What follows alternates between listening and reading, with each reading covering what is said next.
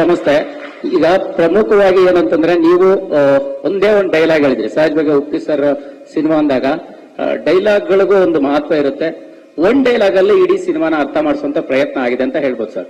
ಈ ಧಿಕ್ಕಾರಕ್ಕಿಂತ ಅಧಿಕಾರ ಮುಖ್ಯ ಅನ್ನುವಂಥದ್ದು. ಈ ಪವರ್ ಸಿಸ್ಟಮ್ ನ ಉಪ್ಪಿ ಸರ್ ಪರ್ಸನಲ್ ಲೈಫ್ ಅಲ್ಲಿ ಎಷ್ಟು ಬಿಲೀವ್ ಮಾಡ್ತಾರೆ? ಯಾಕಂತಂದ್ರೆ ನೀವು ಒಬ್ಬ ರಾಜಕಾರಣಿಯ ವಿಂಗಲ್ಲೂ ಕೂಡ ಯೋಚನೆ ಮಾಡ್ತೀರಿ, ಸೋಷಿಯಲ್ ಲೈಫ್ ವಿಚಾರವಾಗಿನೂ ನೀವಂದ್ರೆ ಒಂದಿಷ್ಟು ವಿಚಾರಗಳನ್ನ ಪ್ರಸ್ತಾಪ ಮಾಡ್ತಾ ಇರ್ತೀರಿ.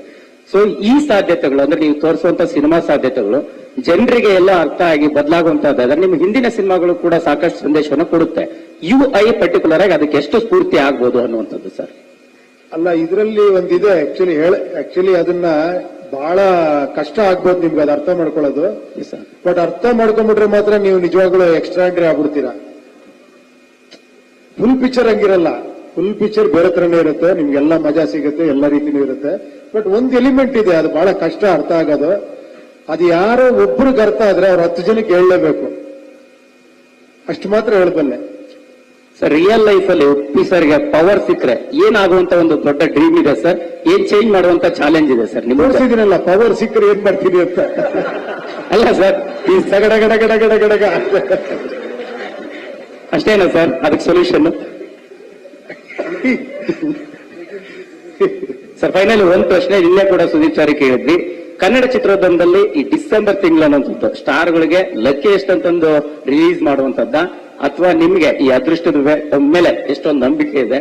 ಮತ್ತೆ ಪರ್ಟಿಕ್ಯುಲರ್ ಆಗಿ ಈ ಕ್ಲಾಶ್ ವಿಚಾರವಾಗಿ ಹೇಗೆ ನೀವು ತಗೊಳ್ತಾ ಇದೀರಿ ಅನ್ನೋದು? ಇಲ್ಲ, ಆತರ ಅಲ್ಲ. ಏನಂದ್ರೆ ಈ ಹಾಲಿಡೇ ಸೀಸನ್ ನ ಎಲ್ಲರೂ ಬಯಸ್ತಾರೆ ಆಕ್ಚುಲಿ. ಬಿಕಾಸ್ ಹಾಲಿಡೇಸ್ ಇದ್ದಾಗ ಜಾಸ್ತಿ ಜನ ಥಿಯೇಟರ್ಗೆ ಬರ್ತಾರೆ. ಆ ಒಂದು ಇದಿರೋದ್ರಿಂದ ನೋಡಿ, ಹಾಲಿಡೇ ಸೀಸನ್ ಅಲ್ಲಿ ತುಂಬಾ ದೊಡ್ಡ ದೊಡ್ಡ ಸಿನಿಮಾಗಳು ಬರ್ತವೆ, 2-3 ಸಿನಿಮಾಗಳು ಬರುತ್ತೆ.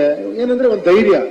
ಹಾಲಿಡೇಸ್ ಇಲ್ದೇ ಇದ್ದಾಗ ಸ್ವಲ್ಪ ಭಯ ಇರುತ್ತೆ. ಹಾಲಿಡೇಸ್ ಇದ್ದಾಗ ತಡ್ಕೊಳ್ಳುತ್ತೆ, 2 ಸಿನಿಮಾ ಅಲ್ಲ 3 ಸಿನಿಮಾ ತಡ್ಕೊಳ್ಳುತ್ತೆ ಅಂತಾನೆ ಎಲ್ಲಾ ಲ್ಯಾಂಗ್ವೇಜ್ ಅಲ್ಲೂ ಕೂಡ ತುಂಬಾ ಸಿನಿಮಾ ರಿಲೀಸ್ ಮಾಡ್ತಾರೆ. ಆತರ ಅಷ್ಟೇ, ಅದು ಇನ್ನೇನಿಲ್ಲ.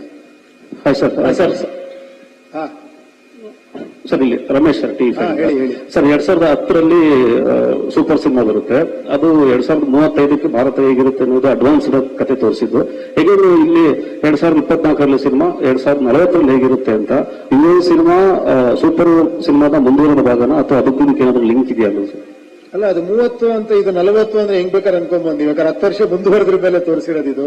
ಅಲ್ಲ ಸರ್, ಅಗೇನ್ ಕಂಟಿನ್ಯೂಷನ್ ಇರುತ್ತೆ ಆತರ? ಇಲ್ಲ, ಆತರ ಏನಿಲ್ಲ.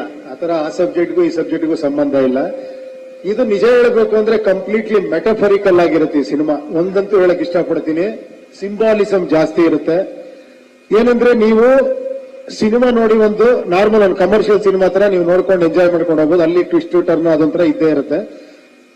ಅದು ಬಿಟ್ರೆ ನೀವು ಕರೆಕ್ಟ್ ಆಗಿ ನೋಡಿದ್ರೆ ತುಂಬಾ ಲೇಯರ್ಸ್ ಗಳಿರುತ್ತೆ. ಅದ್ರಲ್ಲಿ ನಿಮ್ಗೆ ಅರ್ಥ ಆಗೋ ತುಂಬಾ ವಿಷಯಗಳಿರುತ್ತೆ.